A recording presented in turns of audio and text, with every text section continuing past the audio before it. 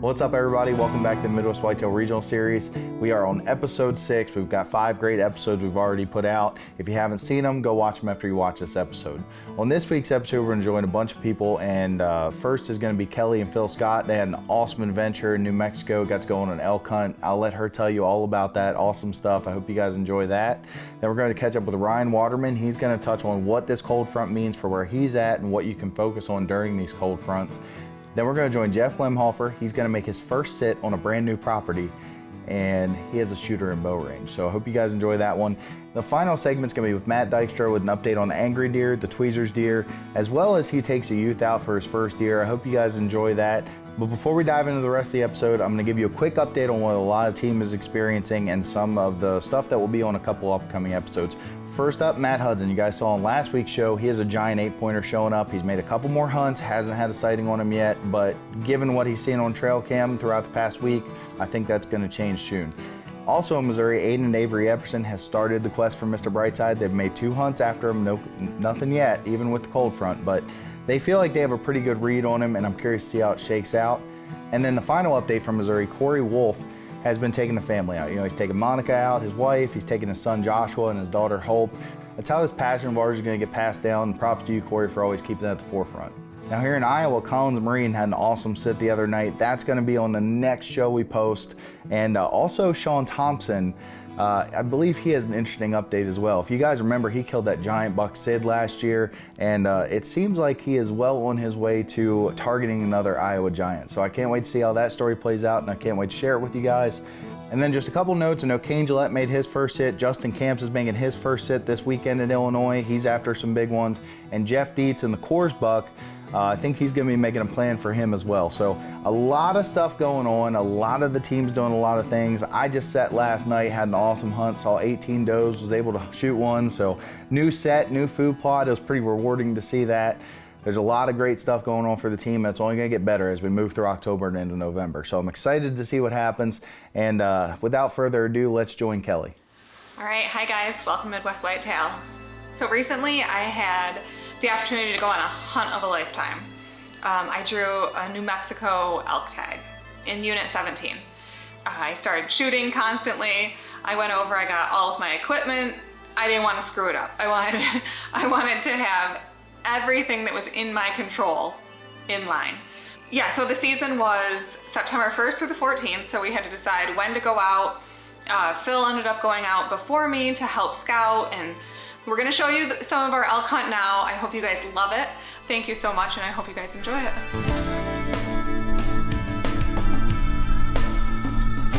Getting excited? Getting excited.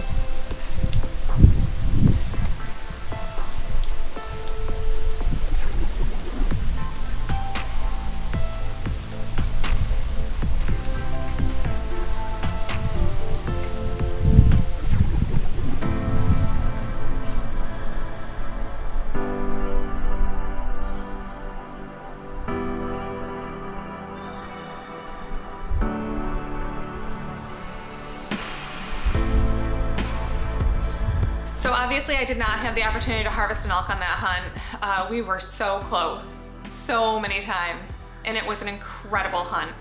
I think that when you sign up for life as an archery hunter and that's your passion, you kind of go into these hunts knowing you're chasing world-class animals.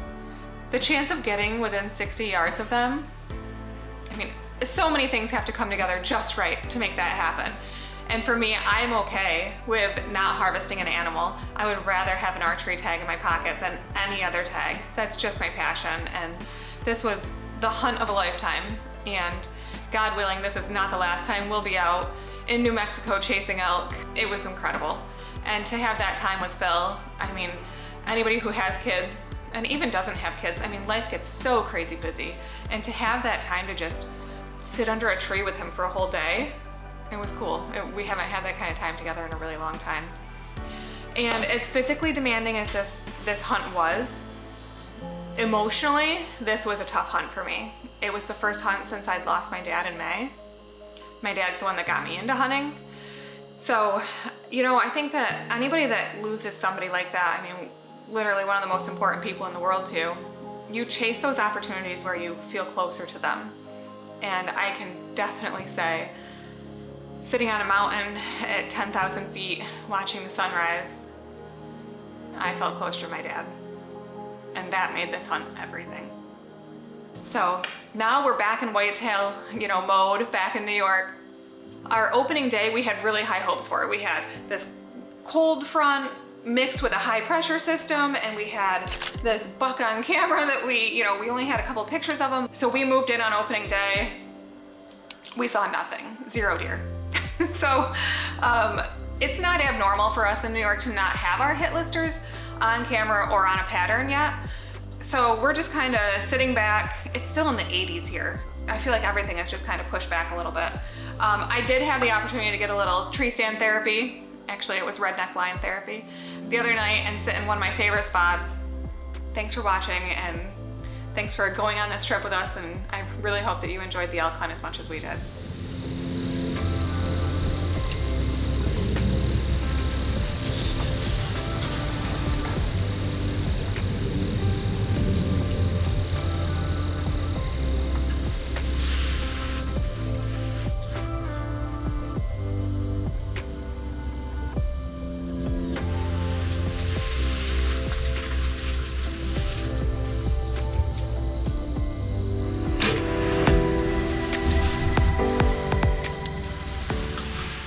So, took a shot on that doe.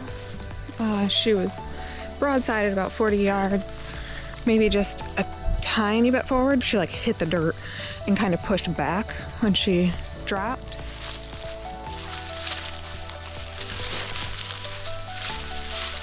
All right, guys, well, she did not go far. She did duck into the shot a little bit like I thought. Just clip that front shoulder blade just a little bit. Other than that, right where I was aiming, so I'll call that a win. I got the heavy end. 1, 2, 3. Oh.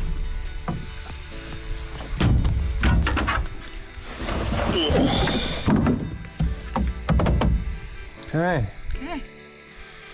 Success. 1 doe down.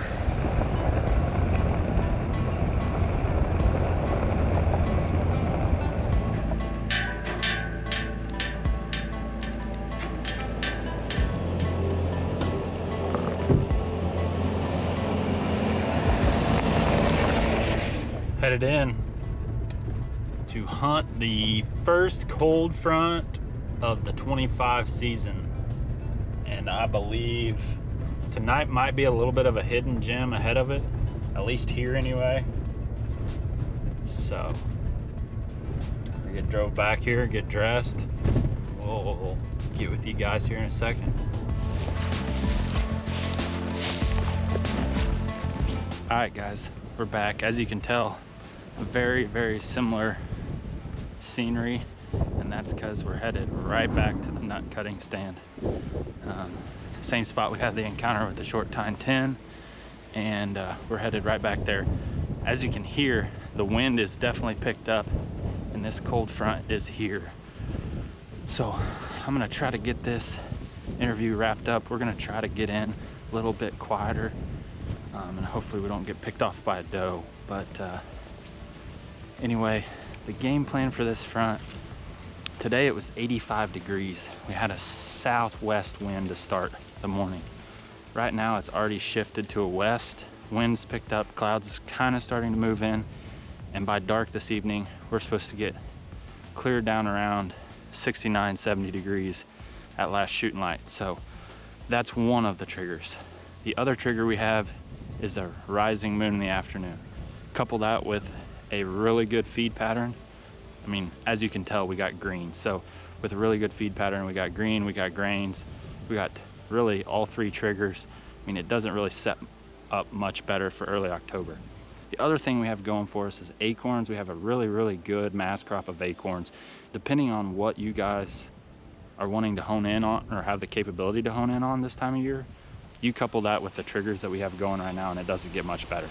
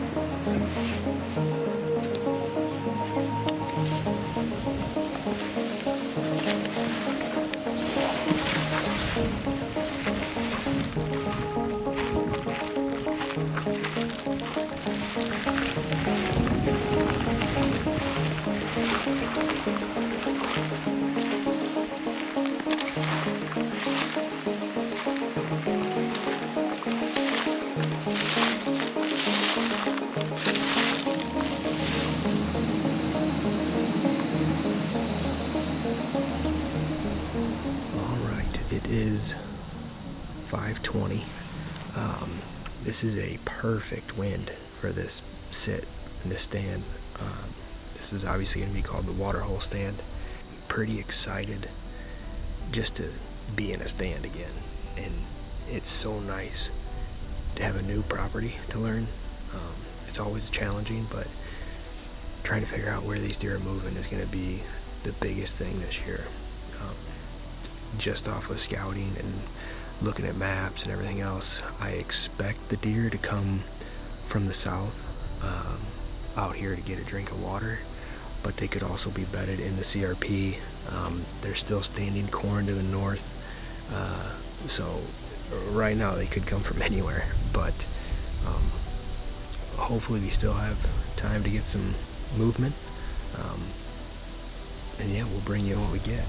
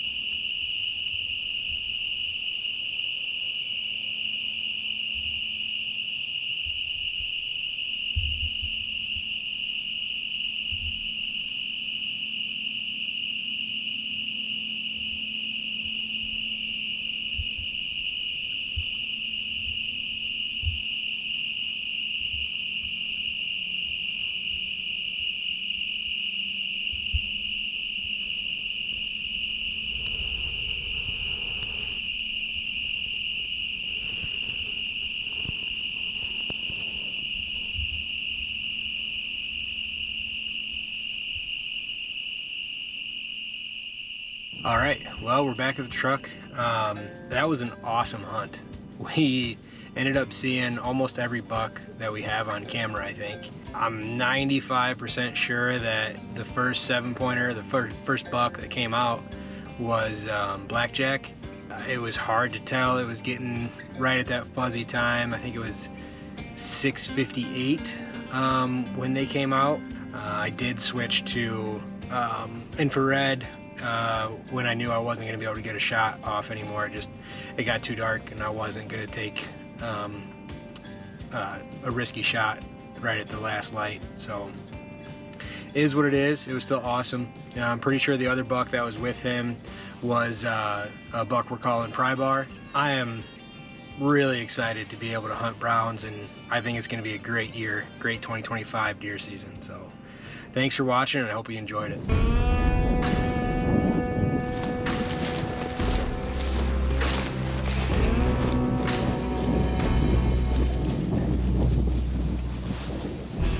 Welcome to Midwest Whitetail, the regional show.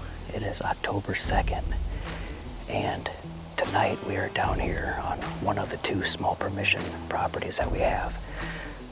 Going forward, I'm going to just refer to this particular one as the Oasis, and it's just a creek bottom kind of out in the middle of nowhere. And much to my surprise, there's been quite a few deer showing up on camera. There's several really nice 3-year-olds that I'm real excited about for the future. And then there's one that is the most mature looking one out of the group. It's just kind of an 8-point, and he's got a smaller rack than what the other ones do. So he'd be a really nice one to get taken out of here. So what I decided to do was invite my buddy Matthew Daniels and his son Easton down. Easton's still got a youth tag that hasn't been filled yet, so we're gonna see if this buck will step out for him tonight. He's been here the last 2 evenings in a row, coming out of this bedding area to our east, and then it really bottlenecks down between this creek that's right in front of us and then the standing corn. We've got our fingers crossed for a good hunt tonight. As we're settling in here, I wanted to give a little bit of an update about some of the bucks on the main farm. That buck that we call Tweezers kind of went MIA here as of late, but I'm not too worried because he was kind of the same way last year. He kind of resurfaced early November, so I'm kind of expecting the same thing with him again this year.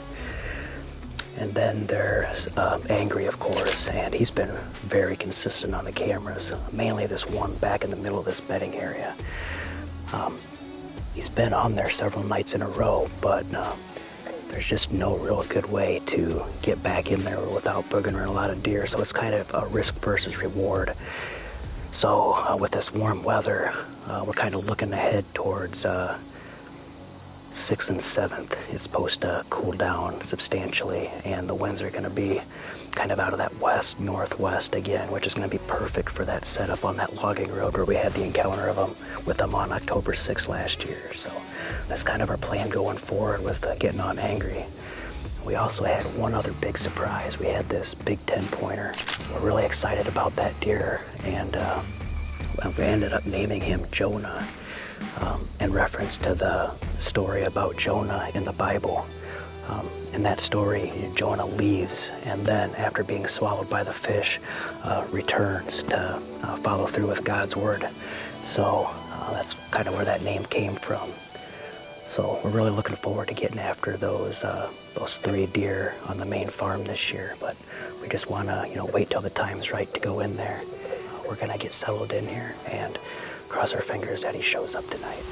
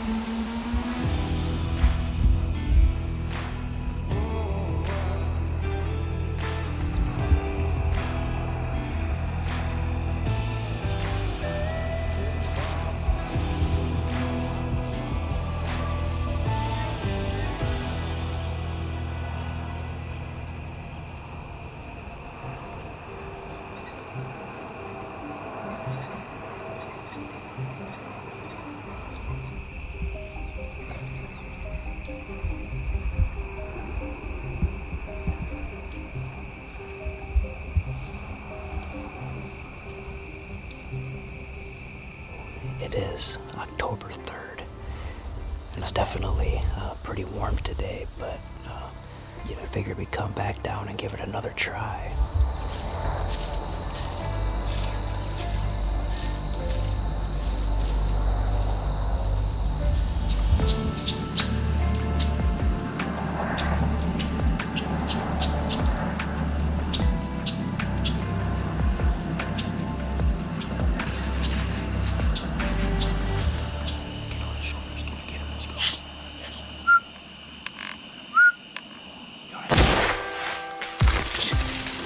He's dead. Smoked it. That deer's dead. Smoked it.